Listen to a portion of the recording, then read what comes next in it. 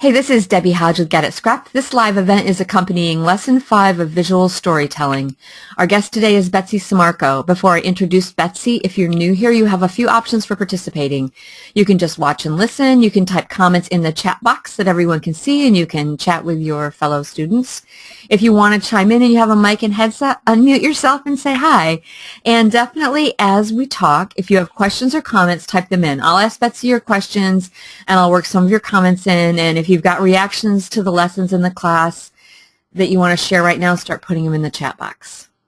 Betsy Sammarco is a mom, a pharmacist, and a scrapbooker living in Connecticut with her husband, 2 sons, sweet dog, and 2 pet ducks. She designs and works for her very favorite company, Jenny Bolin Studio and JBS Mercantile. And she's on the creative inspiration team for Jessica Sprague's Snap Click Supply. What is it? Snap Click Supply? Company, yep. And her blog is at justafarmgirl.blogspot.com, which I will show you all right now. Hi, Betsy. How are you? I'm great. Thanks for having me, Debbie. Oh, thank you so much for agreeing to come and for making new layouts for us even. And being so excited about the topic.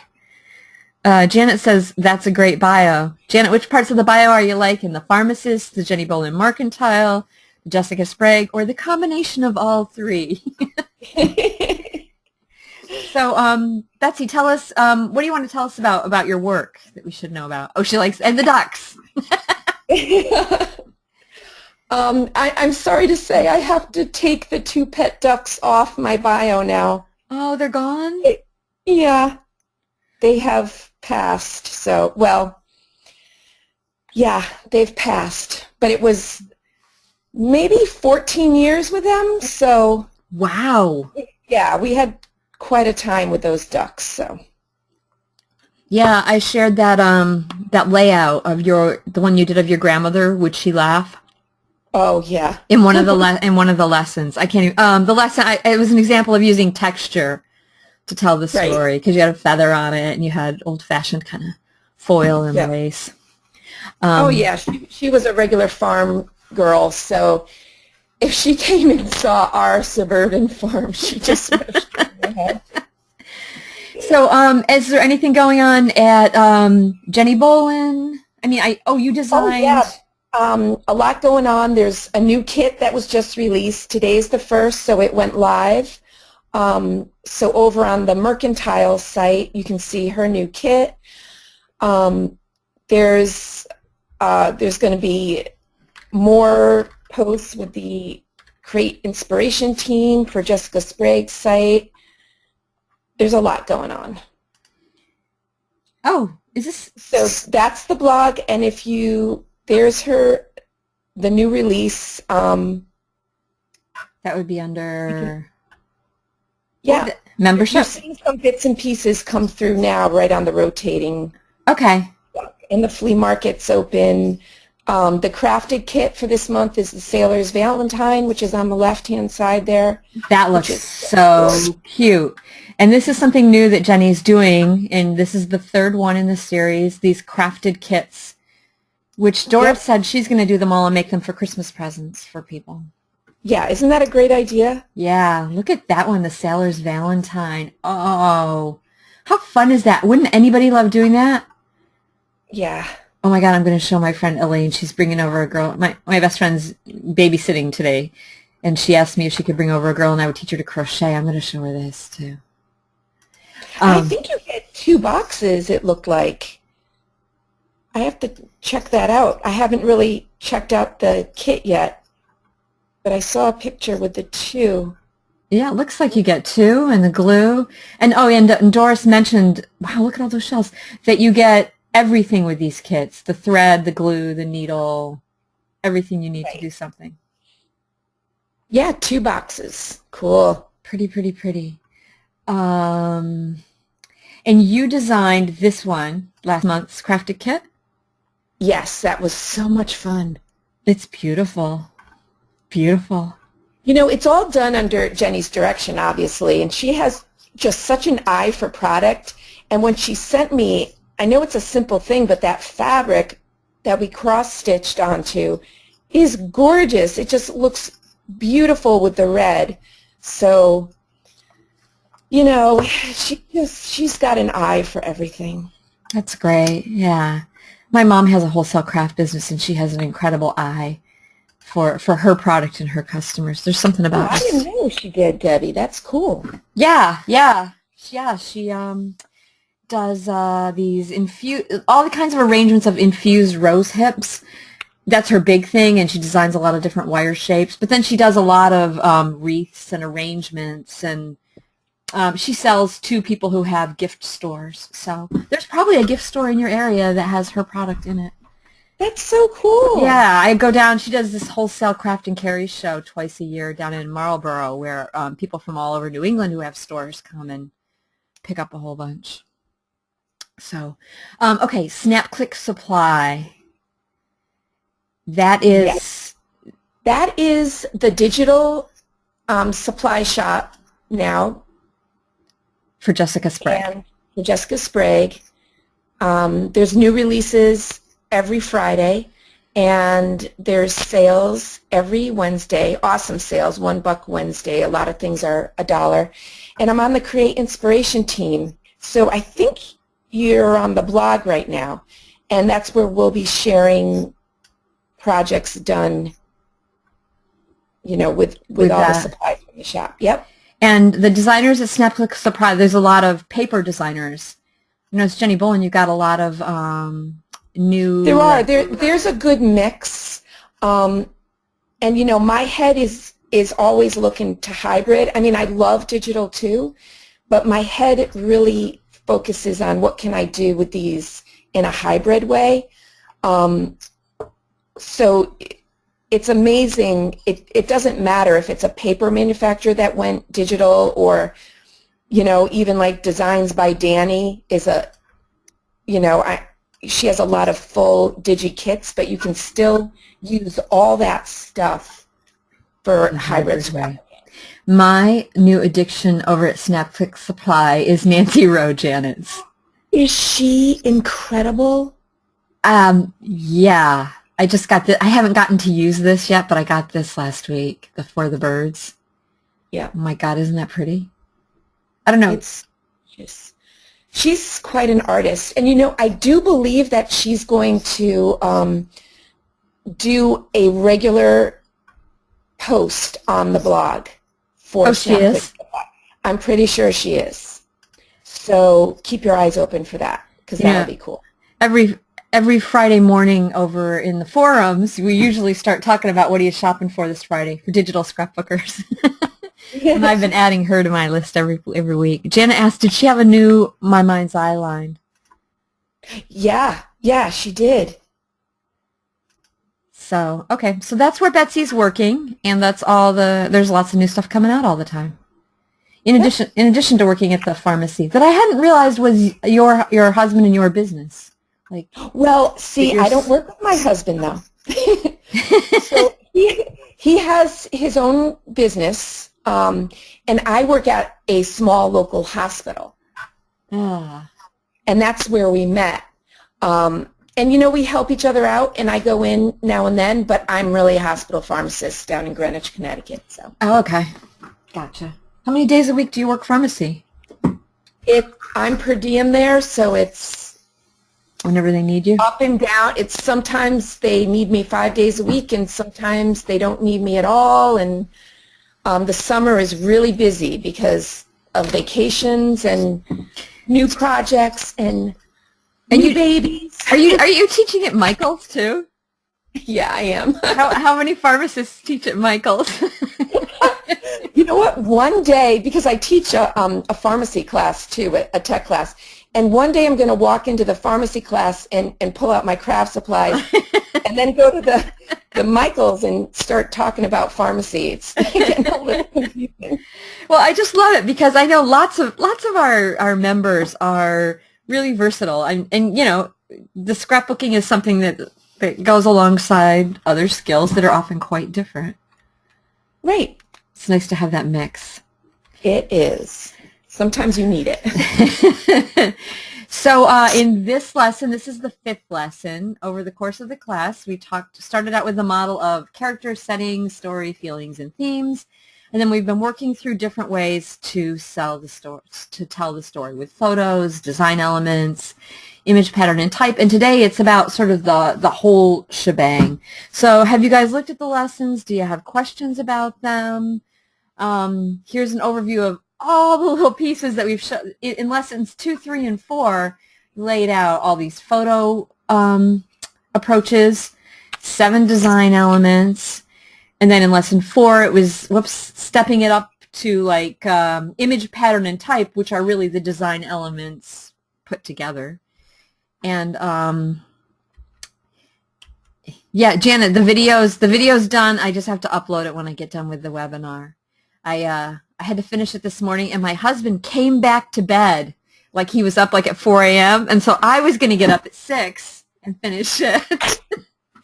And my office is in the back of the bedroom, so I had to wait until he got up at 8 to finish it. So all these pieces that we've been talking about, but now today I want to talk about convergence. The very first night, I don't know how many of you guys are here with Jill Sprout, she talked about how when she makes her pages, she likes to layer things, and she's got her different motifs and her different parts that are all headed to the story, and she likes to think about everything converging. And I've found there's lots of definitions of convergence because apparently it's a scientific kind of term. But I like this one, the merging of distinct technologies, industries, or devices into a unified whole, the idea that everything's moving toward the same spot. And so today, in this lesson, we're not going to break out character, setting, plot, feelings, and theme. After hammering that all week long, I want you to think of it as a whole organism. But, you know, I'm still using those models that we have. We've got the layers and we've got the pieces. So we're going to talk about ways to get the whole thing. So do you guys have questions? Do you have, I mean, it's pretty early. You probably haven't even had time to take a look at the lesson. But if you have questions as we go along, Betsy's going to show us this page, which is a strong piece of visual storytelling that really uses the composition, the way she puts things on the page. So now we're not just talking about use these lines or these images. It's everything coming together in a format.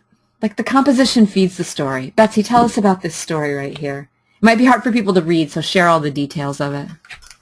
Well, this has been a running joke in our family. So it's a page that I've wanted to do for quite a while. So when you came up with this assignment, I thought, oh, maybe I can do, you know, that topic. And then when my Jenny Bolin kit came in, I just said, oh my gosh, this is perfect. It's all going to work. So the title is long, so I'll read the title. And it's, she wanted to take a cruise to an island, so he booked the ferry to Nantucket. She got sick, and so began the infamous Sammarco family vacations. So, and that title runs under the here, and then over, yep, and then over to here. Right. So the joke is that our honeymoon was, and my husband says he hated our honeymoon, which is a horrible thing to say. Actually, my husband got sick on our honeymoon. Oh my gosh! Because I wanted to stay in an old house, and his asthma went nuts. Oh, jeepers. You know, yeah. Oh, so I got walking pneumonia on our honeymoon, and we tried to get off the island. I mean, it's a huge story. So one day, I'm going to make a mini book or another layout about that specific, just that honeymoon. But all of our vacations end in, or there's some kind of trouble in a lot of our vacations. And we just laugh and we go, oh, it's another Sammarco family vacation. So, you know, I say it's all because of that honeymoon. That's what started it all. So for the layout, I focused on the pictures of us at our honeymoon, and everything sort of started from that. So I just happened to have a couple of examples of other trips listed below those doily die cuts. And to me, those die cuts, you know, I went with a nautical theme because it all started on Nantucket. the island of Nantucket. And those doily die cuts to me sort of looked nautical in a way. They either look like shells or like shipping steers or something like that. That was like the origin of everything.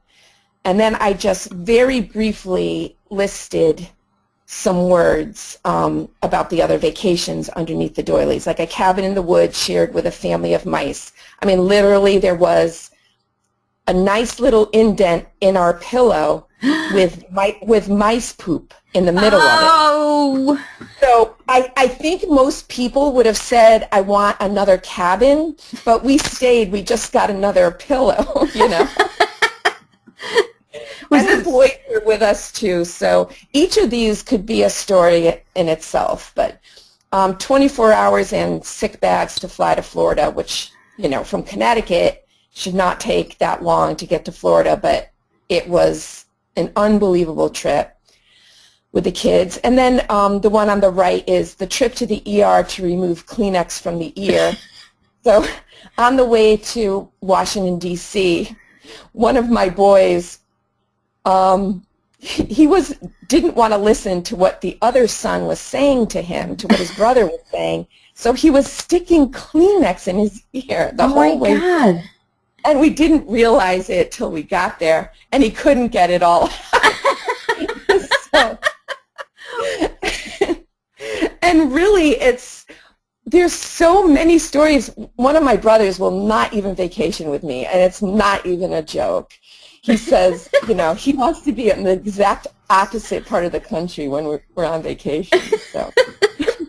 And across the bottom, I just typed, sometimes you just have to laugh, sometimes you just have to laugh, over and over again, because that's what you have to do.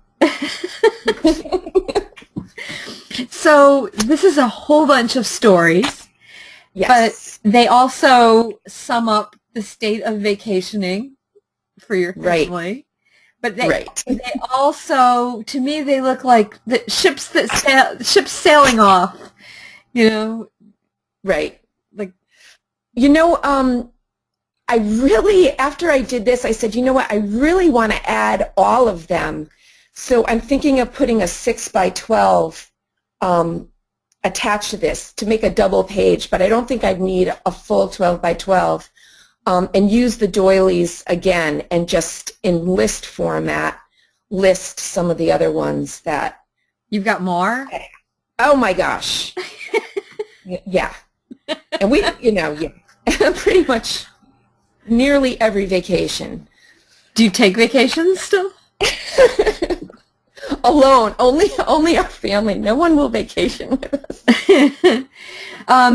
So it's wonderful that you've got all the stories, and then you've also grounded it with this whole idea of the very first trip was a ferry, so you've got the whole sailing nautical motif. Right. And also, they remind me of ships sailing off, but they also remind me of clouds. And I love how it lifts the picture. I love the picture of you and your husband. This must be from the honeymoon. Yes, it is. Yeah. And that's another thing. It's a great starting point for a story to find one concrete example, and then move from there. Right. Right. I didn't put photos of everything, but I wanted the originator of the trouble. That's us two up at the top, and everything's coming off from that. Plus, to me, there's just something, once you reach a certain age, pictures of you in your early adult life are just really magical to me. Yeah, they are. And I think, the boys will get a kick out of it, looking at it too. Yeah, they really will. So this is an example of telling the story with the format of the page, everything contributing to it. Like we could point out specific motifs, but the whole thing really comes together. You've got the wood grain everywhere and the dough. Like you've limited the shapes you've used and the textures you've used. Yep. It's beautiful. What are those anchors made out of? Are they punched? They are die cut out of foam. They're really interesting. They're pink paisley, And I believe those are in the add-on kit. I didn't know about them till they came in. I hadn't seen them previewed or anything. That's this month's kit for Jenny Bolin? Yeah, yeah, they're really interesting. They're easy to work with, too. Oh, let's just go look at a picture of that kit just to see, because it was the prompt for the class and it was the kit that got you going on that, right? Right. You know, I actually started with a whole bunch of other supplies, and then it came in, and I went, what? This works perfect. So if you go under, yeah. The Artisan? Yeah.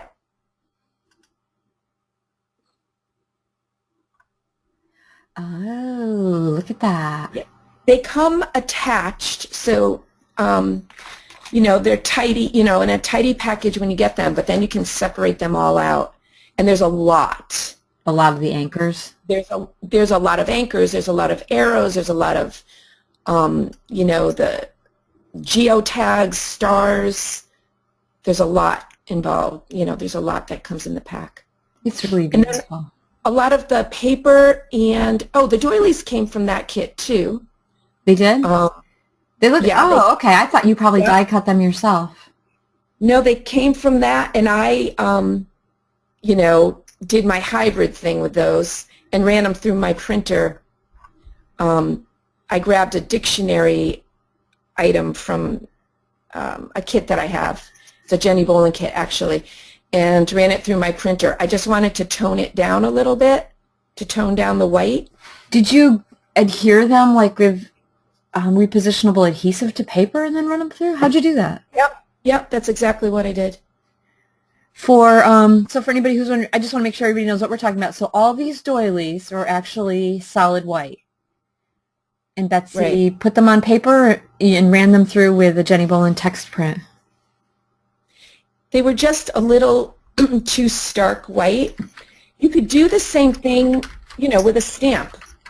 But I love using my computer, and with the computer I could grab the dictionary page I wanted. I could, you know, change it to the color I wanted. And, you know, it's... Yeah, and Vicki said she would probably use the ink and stamp, which is not being lazy. It's using your skill, your mastery, and what you like. I mean, that's part about scrapbooking in your own style, is using what you're good at and what you like to be efficient about doing things to get your look, I think. Beautiful page. Yeah. It might have even been harder for me, Vicki, to grab an ink pad that I wanted and find the stamp I wanted. You know, this to me was easier, so I feel like I was doing the lazy part. So you keep your printer set right up, your computer, are your computer and printer right in the same area as all your crafting stuff? You know, that's the problem I have. It's in the same room, but it's just too many steps for me, Debbie. So one of these days I'm going to work on that. That's the thing in my process that's just bugs me a little bit. Yeah, I'm wondering, Sue Althouse is here. Sue, do you have any videos that show your new area? Because Sue recently moved, and she had said when she first got set up, she didn't have, because she uses her silhouette a lot, and I feel like she made some adjustments to make sure she had all her computer stuff right near all her crafty stuff, because she's a paper. So yeah, no video yet. That would be huge. Yeah, that's huge. But yeah, that's what we need, some tours of rooms for people who are really merging technology with the paper, just to see how you make the flow work. Probably Christy Strickler has a good flow for it too. Okay, tell us about Getting Shiner. This is another new page, right? This is a new page, but you know, I do keep lists of stories I want to tell, and this was one that was on the list. So when I saw the topic of your week event, I thought, oh, that's a great chance to get some of these done. So Getting Shiner was one of them. You know, with my my son Matthew right there, many times, and he's 21, and I still do this. I just say, oh, let's talk about the day we got Shiner. You know? Oh yeah. Oh, he'll sit down and talk to you about it. And he'll go, okay, Ma. I'm like, remember? You know, he indulges me. That's because great. It was just such a, you know, sweet day and full of good memories. And why did you want to scrap? Why is this on your list? Well, because then I wanted to get it down in print. You know, who knows if you know, I'll remember myself one day, or Right. you know, it's just a good thing to finally get down. Like, what else is that? Just tell us like 3 other stories on your list. Do you know? Oh, they're on Evernote, and I'll pull it up for you if you want. And 'cause Janet says she's got 4 pages full of stories, and Kathy said watching these lessons, her mind is full of stories. I'd love it if everybody who's here throw a story in the chat area that you're planning to tell. Yes, Betsy? The story is just, to me, the most important thing. I mean, I just love my layouts when they tell the story that I wanted to tell. But just, you know, what's on my list right now is Becoming Bell, how my last name, you know, my maiden name is Bell, how it came to be, because it was my grandfather who changed it. Oh, he did? So, I'd love to see that page. Oh gosh, there's a lot. And then, you know, my famous name, because growing up, Betsy Bell. Oh. Well, yeah, and there was an advertisement using my name, so. Oh, there was? Yeah, that's really how I'm focusing on my famous name, but there's other reasons that Betsy Bell is famous too. I See Heaven, the story of my boys seeing, when they claim they came running in the house that they saw heaven. The Wrong Duck, when my husband brought home the wrong duck. The best part of the hurricane, you know, story of, you know, what I envisioned as the best part of the hurricane, which really destroyed our yard. But okay, yeah, it's a lot. Those first 2, most of those are not photo driven. That's right, and I may not even put a photo, which I think you do have one of mine coming up that doesn't have a photo, and I have more that are photo-less. And to me, that's fine. I'd rather have the story told without a photo. Yeah, it's making me think I am not keeping lists, and really what I do is I just look and I see a photo and I go with that, and I'm not being proactive the way a lot of you are who have lists. Terry's starting a list now, and the birth of her grandson is number 1. Oh, I'm loving some of these ideas. Yeah, Kathy. Janet, go ahead. Making me laugh. Photo list pages are taking the pressure off my scrapbooking process. Kathy says, houses I have lived in, stories of growing older and the feelings that evokes. Yeah, I'm not liking getting older.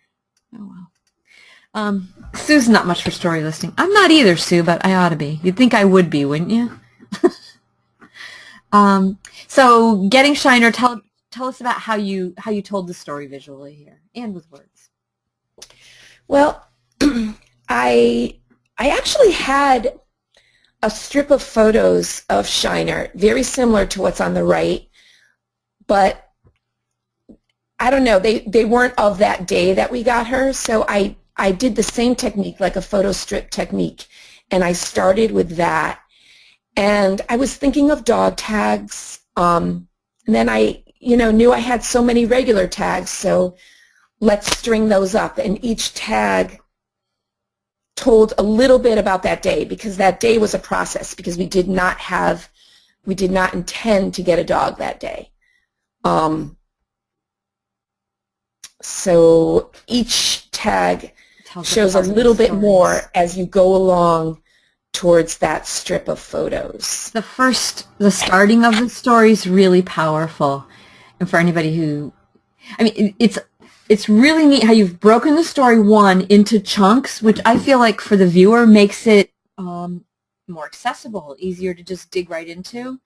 And then your hook is really interesting because it's not about the day you got the dog. It says, you dreamt about the little dachshund I showed you on Pet Finder. We tried to get that puppy. It didn't work out, and you were so disappointed. Did that happen the same day?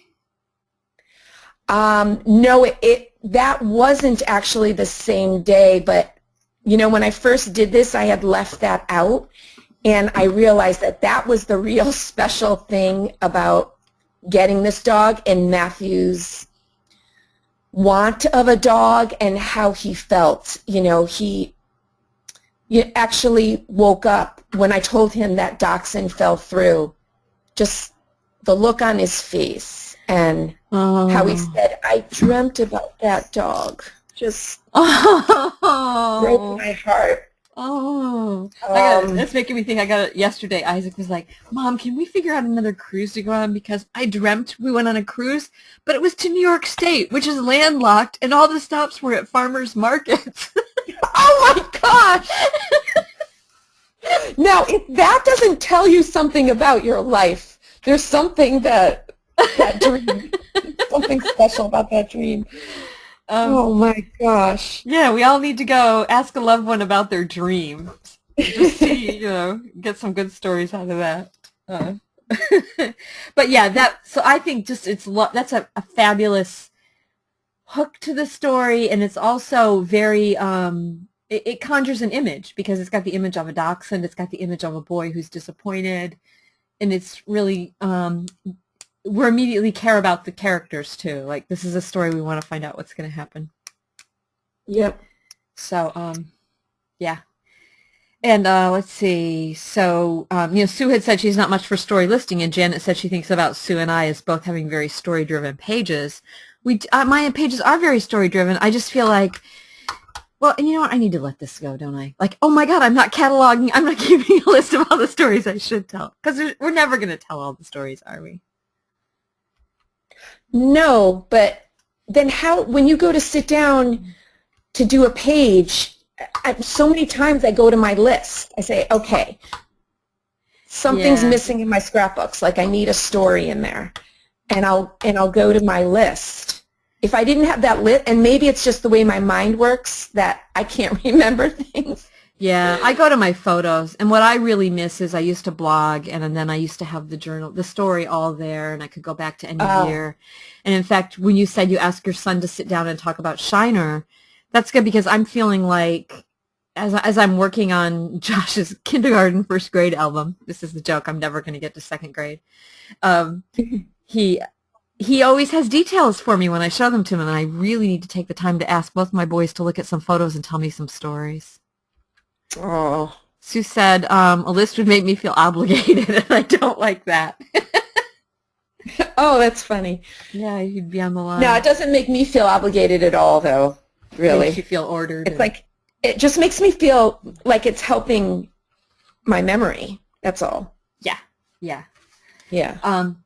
Look at this one. This is How We Were Born, according to John, 3 years old. Do you want to read? Can you see the journaling? Can you want to read that to us? Sure. You and Daddy walked out. So I put this in big quotes, at the beginning because these were his words. This is exactly what I said. And I think, I wasn't scrapbooking when he was 3, but I wrote it down. And so I had kept that. So these were his words.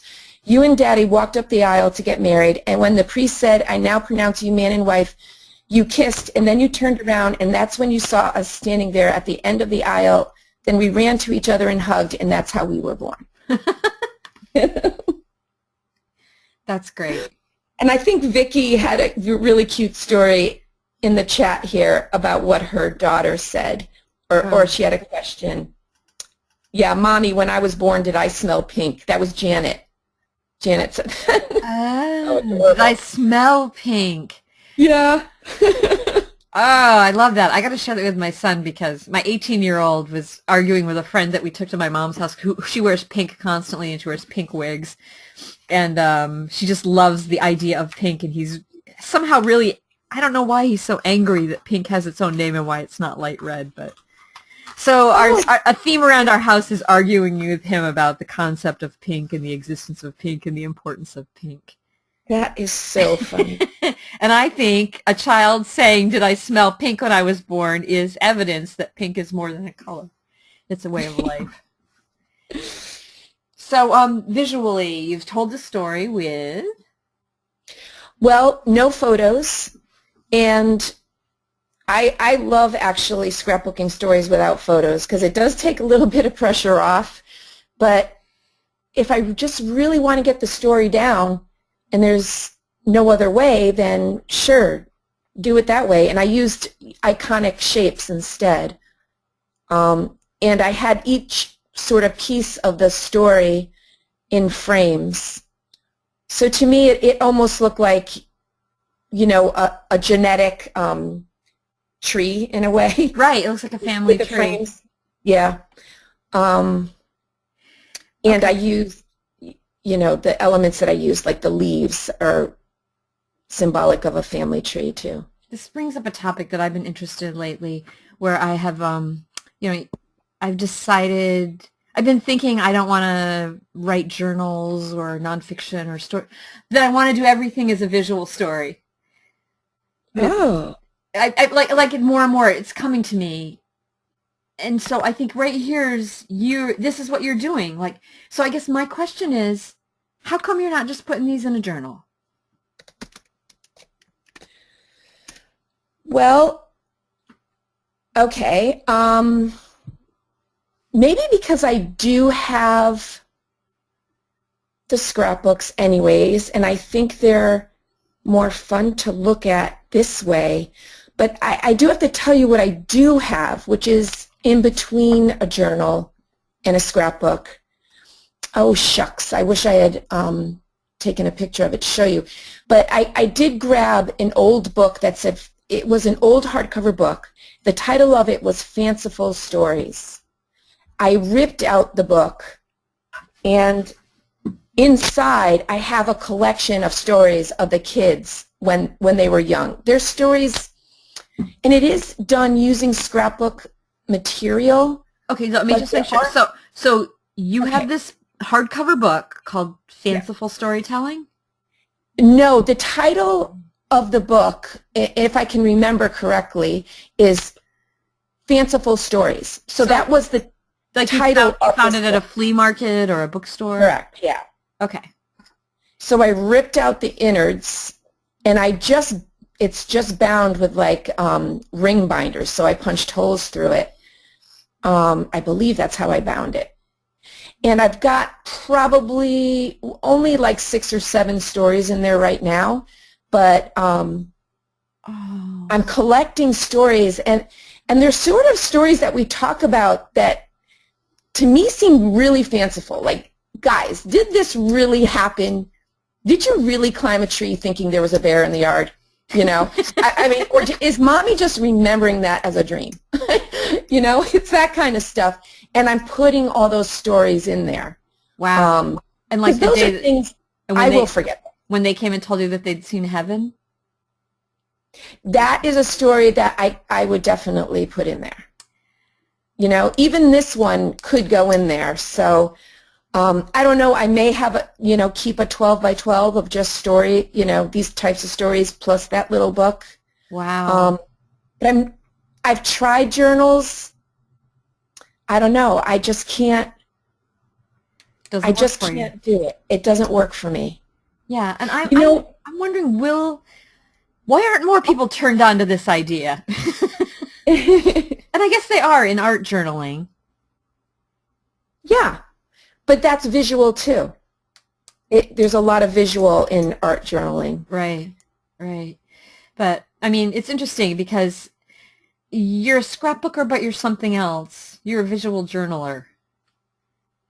Because, and I think a lot of it is because the impetus for a page for you is different than it is for me. Like mine is usually, here's a photo. Oh, yep, let me tell that story.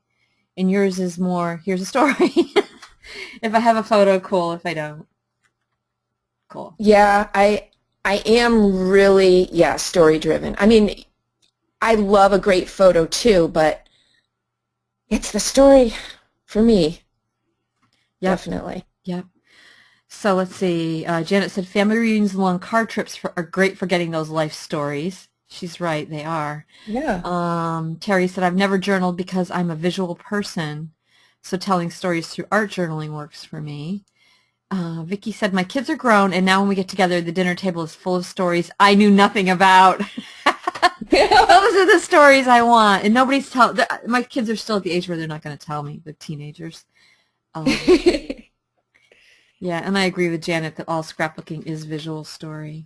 Just something so satisfying about it. So let's see. Okay. Vicky said, just wait, you'll be horrified at what they were really doing. Actually, I remember a couple years ago, my brothers and I sitting around a campfire and them telling me the things they were really doing that I didn't even realize. Okay, so surviving I-95. What's the context for this? Tell us this story. Well, I did this after a summer of driving I-95 in Connecticut, probably the worst highway in the country, and, back and forth a lot to get to the beach. Oh, no, actually to get to the beach. And exit 65 was my heaven along I-95. And I say that's how I survived. And actually, we've been driving that for years, and I've always, especially after starting to scrapbook, have wanted to stop at exit 65 because there is a scrapbook store there. There's also a military museum for my husband. There's a stamping store right next to the scrapbooking store, and there's a pizza shop across the street for the boys. So that's how I survive I-95. I bet so many of us have our exit 65. Exactly. Because I drive, I don't have to do 95, but I drive my boys and I drive to my mom's a lot, and I'm the sole driver, and it's an 8-hour drive. And so we have our regular stops, and, it used to be, because they would always look up where, like game stops, they would always look up where's the best game stop. Yeah. But anyways, and ours is in the Berkshires. We always stopped in Lee, Massachusetts. So Gretchen says, is this Westport, Scrapbook Clubhouse? And she used to stop there whenever. Westbrook. It's Westbrook, yes. Brook. Gretchen. Gretchen, are you in Connecticut? She's in New York City. Oh, cool. Yeah. Yeah. We got lots of people commiserating about 95 because I think it's Vicky who's on it daily. Yep. And Janet was there. Oh, my gosh. Yeah. Okay. And Marcia has her exit 88. Okay. So we all have our exit 65. And visually, you tell us the title here. What did you want to evoke with that? Well, I wanted it to look like pavement. I don't know if I really got that look, but and make it, masculine and sort of tough and, survival kind of thing. And I found this map paper, which I thought was perfect for it. So, I think the map paper combined with the sequencing of these route emblems. That was a stamp. Oh, and really? What a perfect stamp. It was a exclusive stamp in a Jenny Bowling kit. And then I just masked it off and put exit with little letter stickers. So I think you got the map, you got the sequencing of those routes, and then you've got your photos in a series. So while these photos are all from one place, it still feels like there's this forward movement with that that replicates the trip visually. Right. And that was my idea, to almost, make it like a timeline, but in terms of distance. So let's see. Janet's got a new scrap crush on you. Aww. Janet, you need to go back and listen to the different recordings that Betsy's done. In fact, I need to on our teacher page, I want to go back and make it so that every teacher, I'd like to link up to all the different recordings. Do you know what I mean? So if someone goes, ooh, I like Betsy Sammarco, they can go find all the different times you taught and the recordings. Because, I think the very first time you taught, I had my scrap crush. So, let's see. There's something different about how you tell story. It's great I love talking to different teachers who approach different things, and you have a different approach to things and a different kind of enthusiasm about it. Sue said, Betsy, how do you think about choosing product? Is it totally story driven? And then also, how do you organize or store your product? And she's wondering about this part of your process. And let me just say, Yeah, on your blog, is there a post that has your work area? Or over on Jenny Bolin? yeah, you know what? It was on Jenny's blog, you know, on the DT blog, but I don't think I have a link to it. Okay, I'll look for it while you talk about product. I definitely am intentional with my product, for sure. I'm intentional. So usually the product that I have that I put on the page has meaning.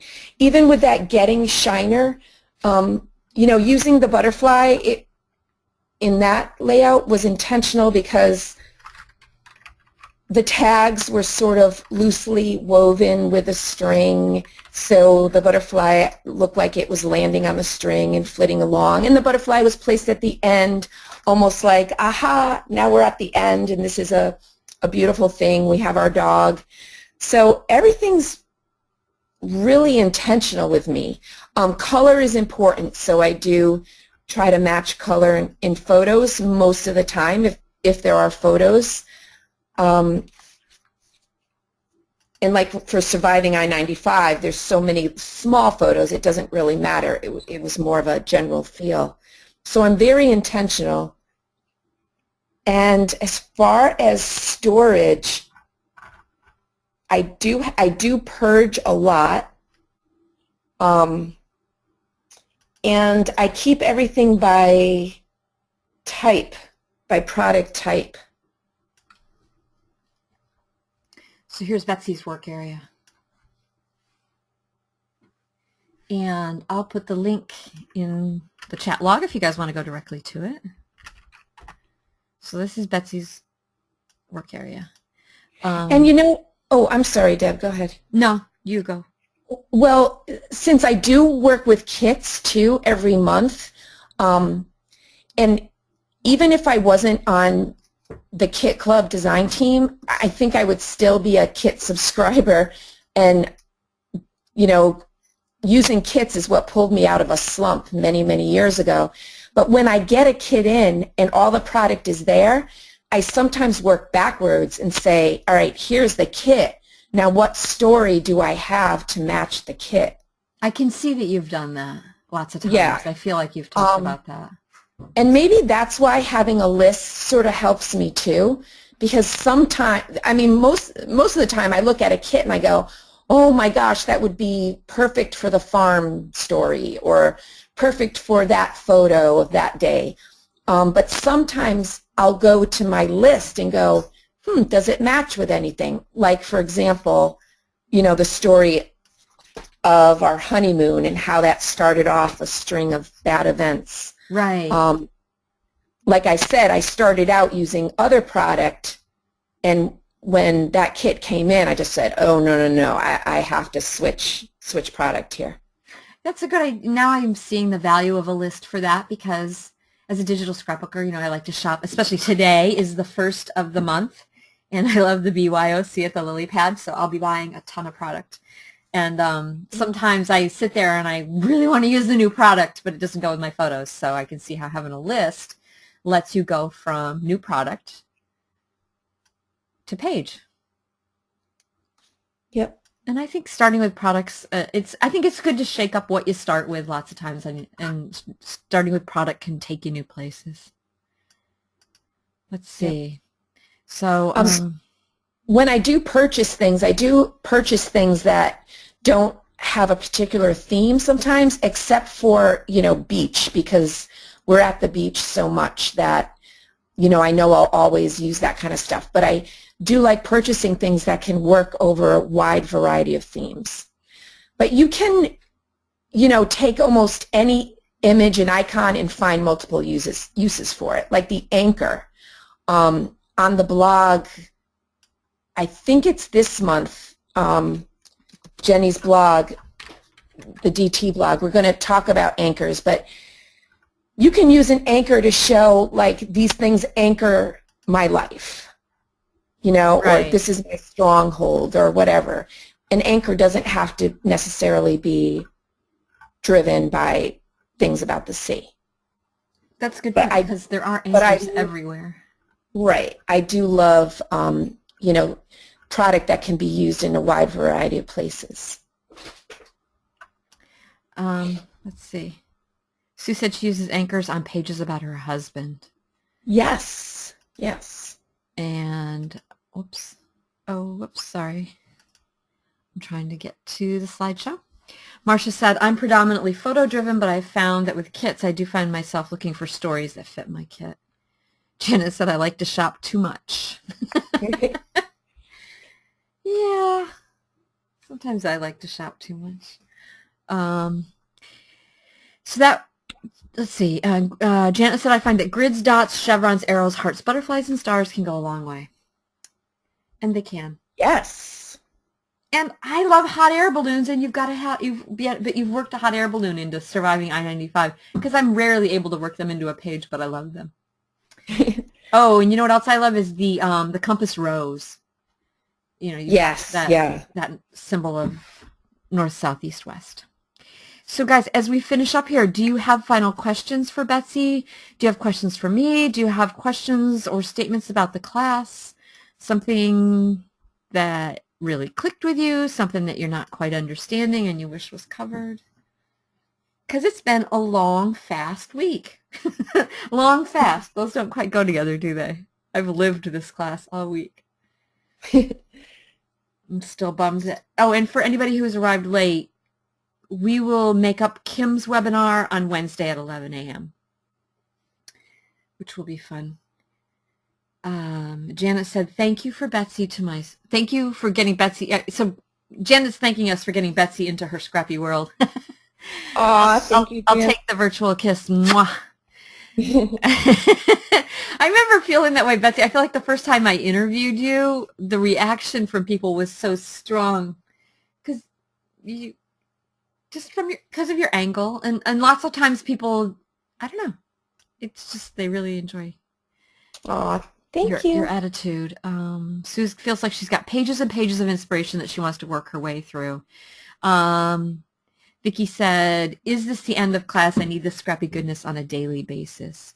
Vicki, this is the end of class, except we're gonna meet Tuesday to talk with Kim. And the other thing is, if you're a member, we'll be talking next week. I think I'm interviewing Cindy Liebel next week. There's events almost every week. So, oh, Terry, it was your first webinar. So, Terry, if you're a member, we've got webinars almost every week. And they're all awesome like this. And if you just bought a class, if you just bought this class and didn't buy a membership and you would like to be a member, you can let me know and we can convert it over. So Betsy, do you have any final thoughts about storytelling? Not that you haven't shared a lot.